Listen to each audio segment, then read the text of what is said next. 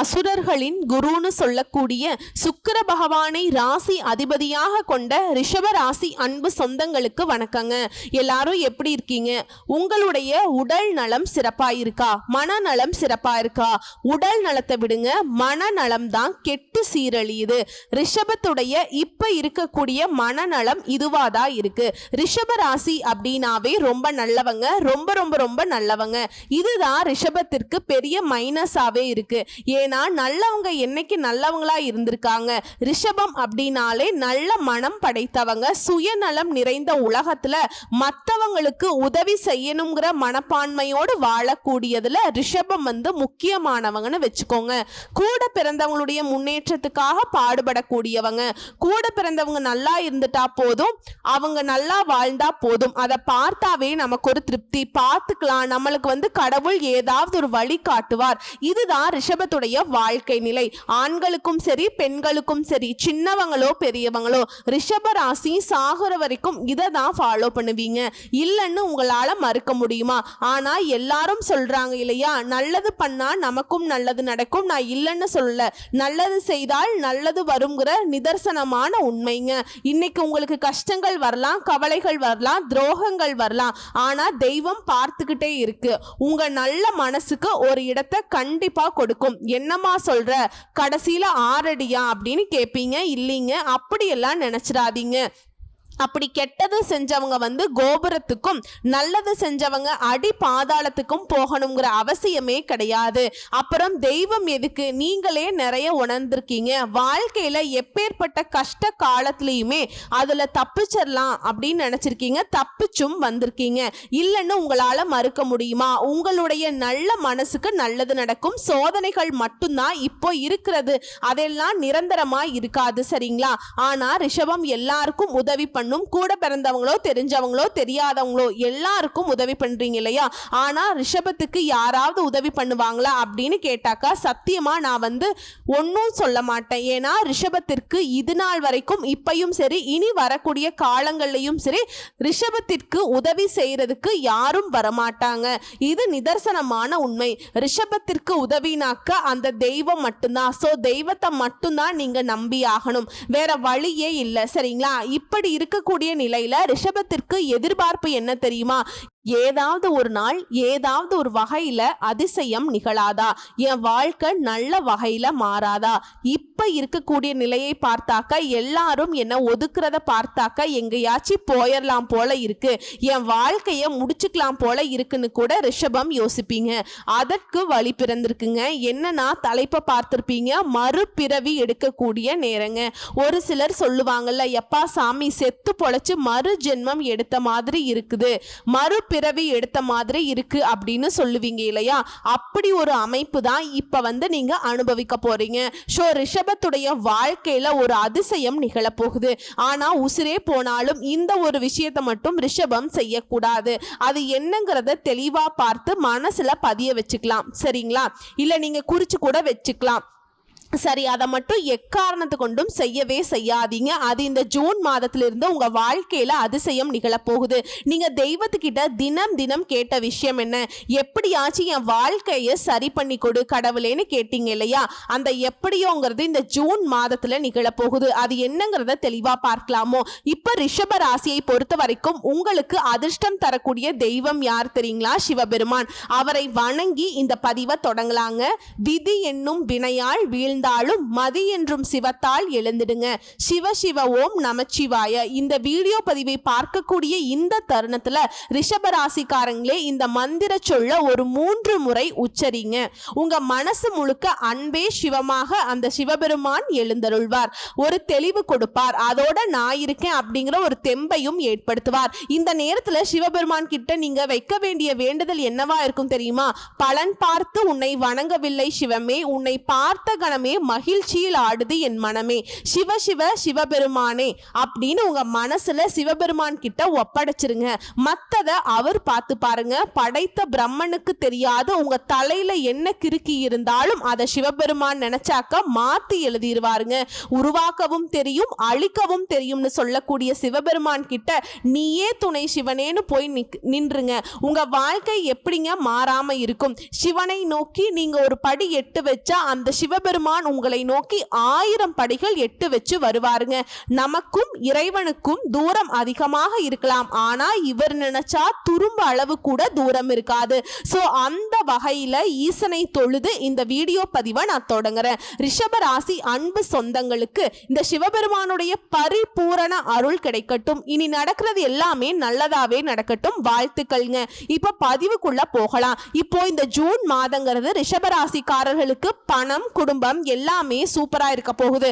ஆனா ஒரு விஷயத்துல மட்டும் கவனமா இருக்கணும், சரிங்களா? முதல்ல இப்ப ரிஷபம் யோசிக்கிறது என்னன்னாக்கா, ஃபர்ஸ்ட் அந்த கவனமா இருக்கக்கூடிய விஷயத்த சொல்லிடு. அதை நாங்கள் பதிவு பண்ணிக்கிறோம். உங்கள் ராசிக்கு 12ஆம் இடத்துல சுக்கிரன் இருக்காருங்க. இதனால் எதிர்பாலின உறவில் கண்ணியமாக இருக்கணும். ரிஷபராசி ஆண்களாக இருக்கீங்க அப்படின்னா பெண்கள் கிட்ட கவனமாக இருங்க, கண்ணியமாக நடந்துக்கோங்க. இதில் ரிஷபராசி பெண்களாக இருக்கீங்க அப்படின்னாக்கா ஆண்கள் கிட்ட கவனமாக இருங்க. நீங்களுமே உங்களுக்கு என்ன தோணுதோ அதை வெளிப்படையாக பேசி பழகுவீங்க இல்லை, ஆனால் அவங்க தப்பாக நினைப்பாங்க. அந்த மாதிரி எந்த ஒரு எதுவுமே தேவையில்லை. அது எப்பேற்பட்ட உறவாக வேணா இருக்கட்டுங்க. ஆனா நீங்க ரொம்ப நிதானமா இருக்கணும். மனசுல இருக்கிறத வெளிப்படையா பேசுங்க. முடியும்னா முடியும், முடியாதுன்னா முடியாது, சரிங்களா? இது மட்டும் தான் உங்களை காப்பாத்தும். இதை மட்டும் கரெக்டா மாத்திக்கிட்டீங்க அப்படின்னா நல்லது நடக்கும். அதே போல ராசிக்கு 10ஆம் இடத்துல ராகு இருக்கிறார். உத்தியோகத்துல ஒரு நெருக்கடி இருந்துகிட்டே இருக்கும். அம்மா நான் வேலைக்கெல்லாம் போகல, வீட்டில் இருக்கேன், நான் ஹவுஸ் ஒய்ஃப்மா, சொந்தமா தொழில் செய்யறேன். சரிங்க, யாரா வேணா இருங்க, என்ன தொழில் வேணாலும் செய்யுங்க, இல்ல வேலைக்கு போங்க, வீட்டில் இருந்தாலும் சரி ஒரு மாதிரி நெருக்கடி இருக்கும். குடும்பத்தில் இருக்கீங்களா, யார்கிட்டையும் வாக்குவாதம் பண்ணாதீங்க. வேலையில் இருக்கீங்களா, உயர் அதிகாரிகள் கிட்ட வாக்குவாதம் பண்ணாதீங்க. இல்ல நீங்க தொழில் பண்றீங்களா, கஸ்டமர்ஸ் கிட்ட வாக்குவாதம் பண்ணாதீங்க. அனுசரிச்சு பொறுமையா நடந்துக்கிட்டீங்கன்னா சூப்பருங்க, உங்களுக்கு நல்லது, உங்க சுத்தி இருக்கவங்களுக்கும் நல்லது. இது மட்டும் தாங்க நீங்க கவனமா இருக்கக்கூடிய இடம். சொல்லிட்டேனா? இது உங்களுக்கு ஃபர்ஸ்ட் தெரிஞ்சிருச்சா? இப்போ இந்த ஜூன் மாதத்துல எந்தெந்த கிரகங்கள் எங்கெங்க இருக்காங்க, ஏன்னா நம்முடைய நல்லதுக்கும் கெட்டதுக்கும் பொறுப்பாளிகளே அந்த 9 நவகிரகங்கள் தான். இதோட இந்த மாதத்துல எந்தெந்த கிரகங்கள் மாற்றமாகறாங்க அதை பொறுத்து நமக்கு எந்த மாதிரியான நல்ல பலன்கள் கிடைக்க போகுது. என்னம்மா எடுத்த உடனே சொல்ற, அப்ப எங்களுக்கு நல்லதே நடக்கும்னு சொல்றியா? ஆமாங்க, நல்லதுதான் நடக்க போகுது. நான் தான் முன்னாடியே சொல்லிட்டேன் இல்லையா, ஒரு மனுஷனுக்கு என்னென்ன தேவை, பணம் குடும்பம், இது ரெண்டுமே சூப்பரா இருக்குல்ல, மற்றதெல்லாம் அழகா சமாளிச்சிடலாங்க. அந்த வகையில ரிஷபராசி கார்த்திகை நட்சத்திரம் 2ஆம் பாதம் 3ஆம் பாதம் 4ஆம் பாதம், ரோகிணி நட்சத்திரம் மிருகசீரிஷ நட்சத்திரம் 1ஆம் பாதம் 2ஆம் பாதம். சோ உங்க எல்லாருக்குமே இந்த பலன்கள் பொது பலன்களாக பொருத்தமாகும். சோ ரிஷபராசியில கிரக நிலைன்னு பார்த்தோம்னா, ராசியில நவ கிரகங்களின் முதல்வன் மற்றும் நவ கிரகங்களுடைய இளவரசர்னு சொல்லக்கூடிய சூரிய பகவான் புதன் பகவான் இவங்க 2 பேரும் கூட்டணி நிலையில உட்கார்ந்துருக்காங்க. அடுத்து தன வாக்கு குடும்பஸ்தானத்தை பொறுத்த வரைக்கும் தேவர்களுக்கெல்லாம் குருவாக இருக்கக்கூடிய குரு பகவான் உட்கார்ந்துருக்கார். அடுத்து தைரிய வீரிய ஸ்தானத்தை பொறுத்த வரைக்கும் ஒருத்தவங்க அழகா இருக்காங்கனாக்கா, ஒருத்தவங்க நல்லா ஜாலியா இருக்காங்க அப்படின்னாக்கா, ஒருத்தவங்க நல்ல செல்வ செழிப்போட இருக்காங்க அப்படின்னாக்கா அதற்கு காரணகர்த்தாவா இருக்கக்கூடிய சந்திர பகவான், அதே போல நல்பலத்தோடு வாழ்றதுக்கு செவ்வாய் பகவான், இவங்க 2 பேரும் கூட்டணியில தைரிய வீரிய ஸ்தானத்துல உட்கார்ந்துருக்காங்க. அதே போல சுகஸ்தானத்தை பொறுத்த வரைக்கும் கேது பகவானும், தொழில் ஸ்தானத்தை பொறுத்த வரைக்கும் சனீஸ்வர பகவானும், அவர் கூடிய ராகு பகவானும் கூட்டணியில. அடுத்ததா ஐன ஜைன போகஸ்தானத்தை பொறுத்த வரைக்கும் சுக்கிர பகவானும் அதிபதி இந்த இடத்துல உட்கார்ந்துருக்கார். சோ இப்படி நவ கிரகங்கள்ல வலம் வருதுங்க.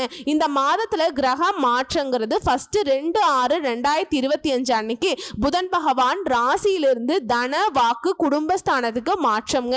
அடுத்ததா இரண்டாவதா இரண்டாவதா 8/6/2025 அன்னைக்கு செவ்வாய் பகவான் தைரிய வீரிய ஸ்தானத்திலிருந்து சுகஸ்தானத்துக்கு மாற்றம். மூன்றாவதா 14/6/2025 அன்னைக்கு சூரிய பகவான் ராசியிலிருந்து தன வாக்கு குடும்பஸ்தானத்துக்கு மாற்றம். நான்காவதா 22/6/2025 அன்னைக்கு புதன் பகவான் தன வாக்கு குடும்பஸ்தானத்திலிருந்து தைரிய வீரிய ஸ்தானத்துக்கு மாற்றம். இதை தாண்டி கடைசியா 5வதா 29/6/2025 அன்னைக்கு சுக்கிர பகவான் அயன ஜைன போகஸ்தானத்திலிருந்து உங்க ராசிக்கு மாற்றம்.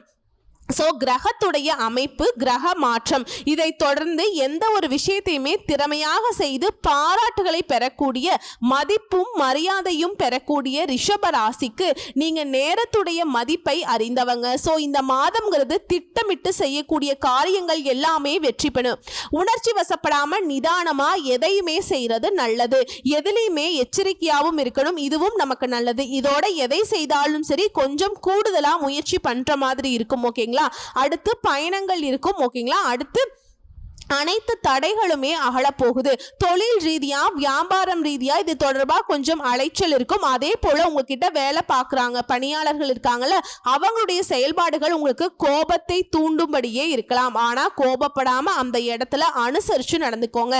அவங்களுக்கு புரிய வைக்கிறதுக்கு ட்ரை பண்ணுங்க. இருந்தாலும் எதை செய்தாலும் சரிங்க, தொழில் பண்ணுங்க, உத்தியோகம் பண்ணுங்க, இல்ல வீட்டில் இருங்க, என்ன பண்ணாலும் சரி, நீங்க யாராக இருந்தாலும் சரி, 6 வயதிலிருந்து 60 வயது வரைக்கும் 6 வயது பிள்ளை உங்களுக்கு என்னமா தெரியும், ஒரு பேச்சுக்கு சொல்றேங்க, கவனமா இருக்கிறது நல்லது. லாபம் அதிகரிக்கும், எதிர்பார்த்த பண உதவி கிடைக்கும். உத்தியோக பணிகள்ல இருக்கீங்களா, தனியார் துறையோ அரசாங்க துறையோ, ஆண்களோ பெண்களோ, கொஞ்சம் கூடுதல் பணிச்சுமை இருக்கும். இதனால கொஞ்சம் அதிகமாகவே உழைக்க வேண்டி இருக்கும்.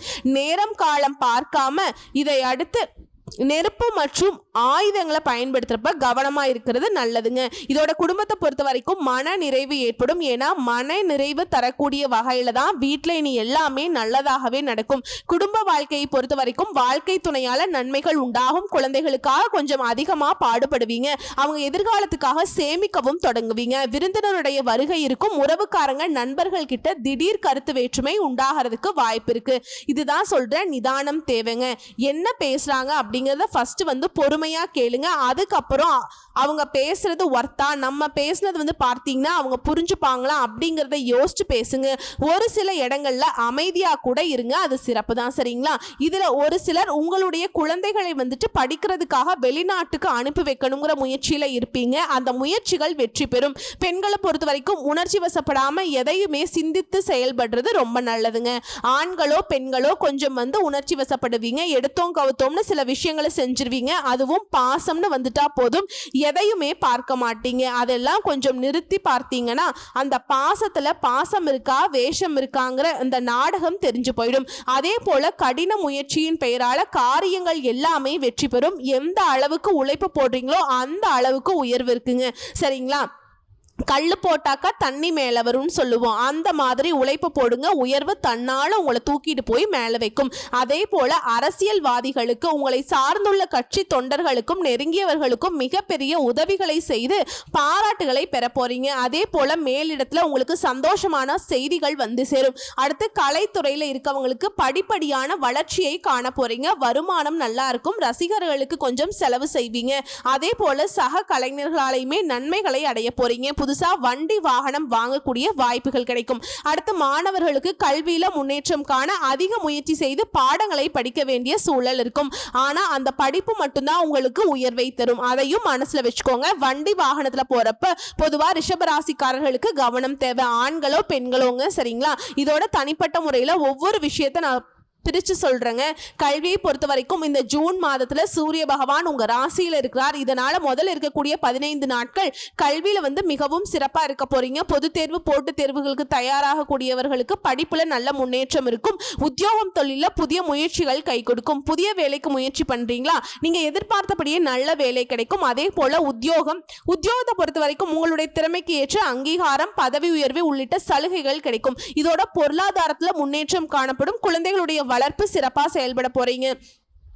நீங்க இறங்கிய காரியங்கள் எல்லாமே வெற்றி கிடைக்கும். உத்தியோகம், தொழில, வீடு இது போன்ற இடங்கள்ல இடமாற்றம் நிகழும். பண விஷயத்தை பொறுத்த வரைக்கும், தனஸ்தானத்தை பொறுத்த வரைக்கும் குரு பகவான் இருக்காருங்க. பண வரவு இது எல்லாமே ரொம்ப சிறப்பா இருக்கும். கடந்த காலகட்டங்களில் இருந்த நெருக்கடிகள் எதுவுமே இருக்காது. படிப்படியா விலக ஆரம்பிக்கும். கடன் சுமை குறையும். அதே போல 2ஆம் இடத்துல புதன் பகவான் இருக்கிறதுனால தொழில அற்புதமா இருக்குங்க. உங்களுடைய வருமானத்துல உயர்வு மட்டும் இல்லைங்க, குடும்பத்தில் இருக்கக்கூடிய எல்லாருடைய வருமானமுமே உயரப்போகுது. குடும்பத்துல மகிழ்ச்சி அதிகரிக்க போகுது. அடுத்ததா குடும்பத்தை பொறுத்த வரைக்கும் வாழ்க்கை துணை கிட்ட அப்பப்ப சின்ன சின்ன கருத்து வேறுபாடு ஏற்பட்டாலும் அந்யோன்யமா அதிகமா செயல்பட போறீங்க, அந்யோன்யமா இருக்க போறீங்க. குழந்தை உறவு பக்க பலமா இருக்கும். உறவுக்காரங்களுடைய வருகையினால வீட்டுல மகிழ்ச்சி ஏற்படும். பெண்களுக்கு உத்தியோகம், தனிப்பட்ட வாழ்க்கை எல்லாமே எதிர்பார்த்தபடியே இருக்குங்க. இதோட எந்த விஷயத்தை எடுத்தாலும் சரிங்க, அவசரப்பட்டு திடீர் முடிவு எடுக்கக்கூடாது. மாசத்துல முதல் இருக்கக்கூடிய வாரங்கள்ல பயணங்களின் போது ரொம்ப எச்சரிக்கையா இருக்கணும். ஏன்னா விரையாதிபதி செவ்வாய் 3ஆம் இடத்துல இருக்கிறதுனால சில பிரச்சனைகளை உருவாக்குவார். ஓகேங்களா, இதை மட்டும் கொஞ்சம் பார்த்துக்கோங்க. சும்மா சிம்பிளா சொல்லணும்னா ரிஷபராசிக்காரர்களுக்கு இந்த ஜூன் மாதங்கிறது ஆடம்பரங்களை அனுபவிக்கக்கூடிய வாய்ப்பு கிடைக்குங்க. வேலையில தொழில முன்னேற்றத்தோடு கொடுக்கும். உங்களுடைய கனவுகள் எல்லாமே நிறைவேறக்கூடிய வாய்ப்பு உண்டாகும். வீட்டில் சின்ன சின்ன கருத்து வேறுபாடுகள் ஏற்பட்டு அமைதி இல்லாம போறதுக்கு வாய்ப்பு இருந்தாலும் கடைசியில குடும்பத்துல சந்தோஷத்துக்கு குறைவில்லாம போகும். அதே போல நீங்க செய்யக்கூடாத விஷயம்னு பார்த்தோம்னா வாக்குவாதத்தை தவிர்த்துக்கோங்க. சோ இப்ப வரைக்கும் பார்த்தது ரிஷபராசிக்காரர்களுக்கு இந்த ஜூன் மாதம் அப்படிங்கிறது எந்த அளவுக்கு சிறப்பான மாதம்ங்கிறது பொதுவா பார்த்துட்டோம். இப்ப தனிப்பட்ட முறையில ரிஷபராசி கூட ஒவ்வொரு நட்சத்திரத்துக்குமே இந்த ஜூன் மாதம் எப்படிப்பட்ட மாதமாய் இருக்க போகுது. முதல்ல இருக்கக்கூடிய கார்த்திகை நட்சத்திரம் 2ஆம் பாதம், 3ஆம் பாதம், 4ஆம் பாதம் எதிலையுமே தனித்து நின்று சாதனை படைக்கும் உங்களுக்கு இந்த ஜூன் மாதம் அதிர்ஷ்டகரமான மாதம் தாங்க. உங்க லாபாதிபதி குரு பகவான் தன குடும்ப வாக்குஸ்தானத்துல சஞ்சரிக்கிறதுனால எடுத்த வேலைகள் எல்லாமே வெற்றியாகும். தடைப்பட்ட முயற்சிகள் இப்ப நடக்கும். குடும்பத்தில் இருக்கக்கூடிய நெருக்கடிகள் விலக ஆரம்பிக்கும். பண வரவு அதிகமாகும். வியாபாரம், தொழிலில் இருந்த தடைகள் விலகுது. ஜென்ம ராசிக்குள்ள உங்களுடைய நட்சத்திரநாதன் சூரியன் சஞ்சாரம் இருக்கிறதுனால எந்த ஒரு விஷயமே வேகமா செய்ய போறீங்க. நினைச்சது உடனே சாதிக்கக்கூடிய எண்ணங்கள், வேகங்கள் உங்களுக்கு இருக்குங்க.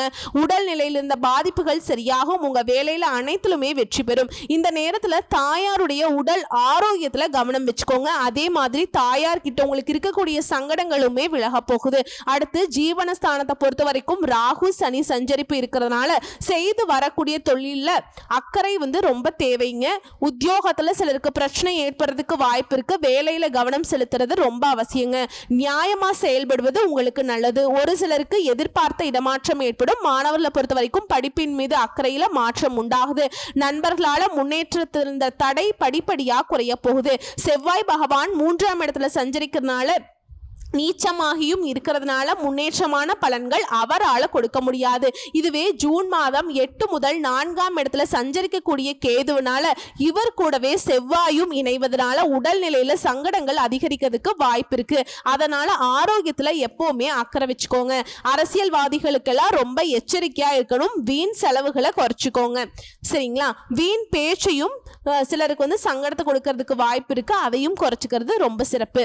நெருக்கடிகள் ஏற்படுறதுக்கு வாய்ப்பு இருக்கு. சிலருக்கு ஏன் பதவியே கூட பறி போகலாம். சோ உஷாரா இருங்க. அடுத்து பெண்களை பொறுத்த வரைக்கும் குடும்பத்துல நிம்மதி உண்டாகுது. இப்ப முழுக்க தெரிஞ்சுக்க வேண்டியது என்னன்னாக்கா பேச்சுல தாங்க ரொம்ப நிதானம் தேவை. பேச்சு மட்டும் கையாள கத்துக்கிட்டா ரிஷபத்திற்கு தொல்லைகள் கிடையாது. சோ உங்களை பொறுத்த வரைக்கும் சந்திராஷ்டமம் நாட்கள்ல எங்கும் கவனம், எதிலும் கவனம். இதுவே அதிர்ஷ்டம் தரக்கூடிய நாட்கள்னு பார்த்தோம்னா ஜூன் 18, 20 இந்த நாட்களை உங்களுடைய சுப காரியங்களோட தொடக்கத்துக்கு பயன்படுத்துங்க. நல்லதே நடக்கும். அதே போல நீங்க செய்ய வேண்டிய பரிகாரம் ஏகாம்பரேஸ்வரரை தினமும் வழிபாடு செய்ய வளம் கூடும், நலம் உண்டாகும். அடுத்து ரோஹிணி நட்சத்திரம் தெளிவான சிந்தனையோடு திட்டமிட்டு செயல்பட்டு முன்னேற்றத்தை அடையக்கூடிய உங்களுக்கு இந்த மாதம் யோகமான மாதமா இருக்கு. 2ஆம் இடத்துல சஞ்சரிக்கக்கூடிய குரு உங்க வாழ்க்கையில முன்னேற்றத்தை கொடுக்கிறார். வியாபாரத்துல இருக்கக்கூடிய பிரச்சனைகளுக்கு முடிவை கொடுக்கிறார். தொழில இருந்த போட்டிகள் விலகுது.